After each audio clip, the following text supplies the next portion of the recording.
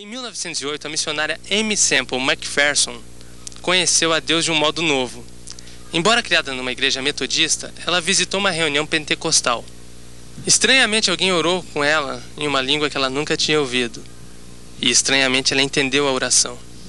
Deus pedia que ela se arrependesse e mudasse de vida. Mesmo já sendo cristã, aquilo incomodou muito o coração de Aimee Semple McPherson. Ela tem sido uma puritana piedosa a vida toda. Mas ela nunca nasceu de novo. No capítulo 3 do livro de Atos dos Apóstolos na Bíblia, 2 apóstolos de Jesus Cristo encontram um coxo à porta do templo. O coxo lhes pede esmolas e eles respondem: não temos prata nem ouro, mas o que temos lhe damos. Levanta-te e anda em nome de Jesus. O coxo foi curado no mesmo instante. Conta a história que um padre, conversando com Agostinho e observando as opulentes instalações da Igreja Católica, dizia: os apóstolos não tinham prata nem ouro, nós temos. E recebeu de Agostinho a resposta: mas nós não podemos olhar para um coxo e dizer levanta-te e anda no nome de Jesus. Mesmo a Igreja Reformada continuava sentindo que alguma coisa faltava. O poder de transformação, o poder de cura, a presença do Espírito Santo que a Bíblia relata na igreja primitiva. Quem vivia numa igreja tradicional sentia falta de alguma coisa. Conhecia Cristo por estudar as Escrituras, mas não havia um relacionamento pessoal com Deus. Aquilo incomodou muito o coração de Aimee Semple McPherson. Ela é a fundadora da Igreja do Evangelho Quadrangular. Em 1953, chegam ao Brasil os primeiros missionários da Igreja do Evangelho Quadrangular, dizendo que Jesus salva, cura, batiza no Espírito Santo e vai voltar. Os missionários quadrangulares começaram a chamada Cruzada Nacional de Evangelização, a partir de São Paulo. Montavam tendas de lona, onde pregavam o Evangelho a multidões. E muita gente se convertia ao cristianismo. Paralíticos e cegos eram curados aos olhos de todos. Os milagres de Jesus voltaram a acontecer.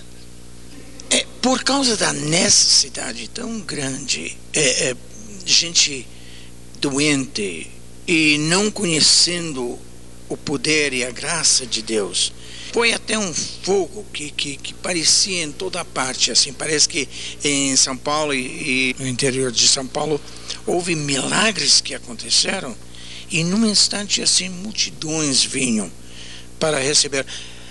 Não é diferente do que naqueles dias bíblicos que Jesus usava a libertação, cura, expulsar demônios e tudo isto com a finalidade de chamar o povo para uma verdade. A gente levantava estes pavilhões de lona e antes de você colocar os bancos, antes de fazer o palco, antes de colocar a luz ali, já estava com 500 para 1.000 pessoas ali esperando. As tendas de lona se espalharam a partir do interior de São Paulo por todo o Brasil. E os missionários que evangelizavam fundavam igrejas e depois saíam e continuavam a evangelizar e fundar novas igrejas. Como será que é fundar uma igreja e depois não ter vínculo nenhum com ela? É como quando a gente tem um filho que se forma e se casa e vai embora de casa. A gente bate palmas e diz glória a Deus que não tem mais aquela responsabilidade, né? Já se formou, né? Eu acho que é mais ou menos a mesma coisa com as igrejas, de ver pastores amando o povo, ensinando e levando para frente. É uma satisfação enorme. O verdadeiro missionário deu sua vida a Jesus. Ele não vive em prol de si mesmo nem em prol dos seus sonhos. Ao contrário, seu objetivo de vida é espalhar o Evangelho, é transformar pessoas, é salvar vidas que estão sofrendo. Como disse o apóstolo Paulo, o primeiro grande missionário da Bíblia: para mim, viver é Cristo e morrer é lucro. O apóstolo Paulo não foi um dos 12 apóstolos originais de Jesus, mas quase com certeza ele foi o maior missionário de Jesus que já viveu. Em 1960, o pastor norte-americano Loren Cunningham funda Jovens com uma Missão, a JOCUM, uma agência missionária sem denominação evangélica. A direção da denominação evangélica a qual o pastor Loren pertencia não concordou com uma missão que não levava a doutrina da igreja, apenas o evangelho. Mas Loren não parou.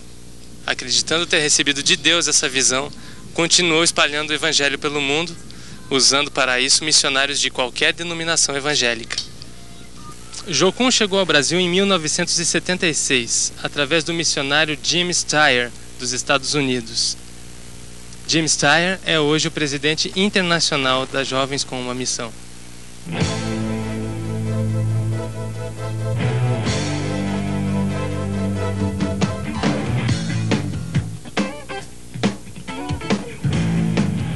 Hi, I'm Jim Steyer. I'm YWAM's new president.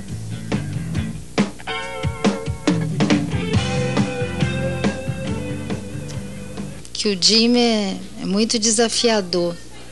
Eu me lembro logo quando a gente chegou em JOCUM, naquela época bem difícil.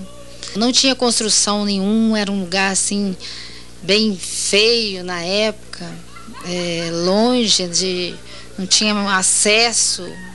Foi um tempo difícil para eles, um tempo de muita enfermidade. Muitas vezes ele teve vontade de voltar, e a Pamela foi assim uma encorajadora, apesar de ter tido assim gravidez difícil, mas ela sempre dizia para ele: mas Deus nos chamou para estar aqui, então nós não podemos voltar atrás. Hoje, JOCUM é a maior agência missionária do mundo. Essa é a base de JOCUM em Curitiba.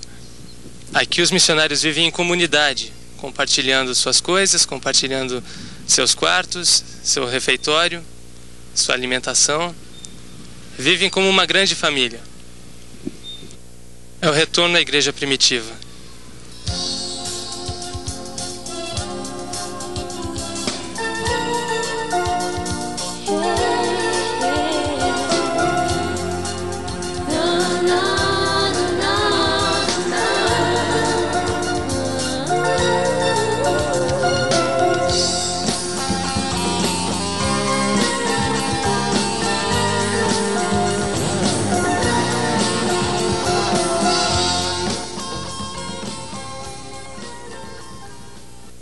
Uma das coisas que nós entendemos em JOCUM que Deus tem nos chamado é para multiplicação. Veio um casal para o Brasil para iniciar esse trabalho. Hoje nós temos 35 bases no Brasil oficializadas e temos 1.500 obreiros de tempo integral. E muitos que já passaram por nossas escolas e que hoje estão atuando em algum ministério, em suas igrejas ou em outras nações. Também ministério que ainda não foi oficializado como uma base, mas que estão representando JOCUM em alguma cidade do Brasil. Hoje a maioria das missões trabalham nesse modo: treinamento a curto prazo, jovens indo para o campo missionário, missões a curto prazo também. Não existe mais placa denominacional. Funciona como a igreja primitiva. Os primeiros cristãos não tinham nada daquilo em que nós pensamos quando pensamos na igreja atual. Eles não tinham templos, eles não tinham diferentes denominações, nem editoras, nem uma grande burocracia e nem mesmo uma complexa hierarquia. Mesmo assim, eram a igreja. A igreja não era templos e sim pessoas. Jesus vai voltar.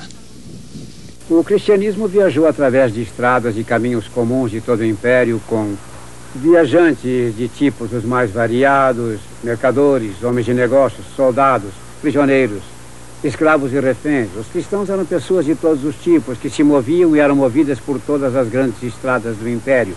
E estudantes, professores, filósofos, refugiados, peregrinos, profissionais, médicos, advogados, pessoas de todos os tipos, levando sua fé cristã com eles, portando a mensagem cristã enquanto viajavam. Em larga escala, parece que a expansão não veio do trabalho do clero, ministros ou pastores, mas de homens e mulheres cristãos em seus caminhos comuns e sua rotina de vida. Não deixe meu amor se esfriar, acende o fogo em mim, nem a visão morrer, clamando estou, acende o fogo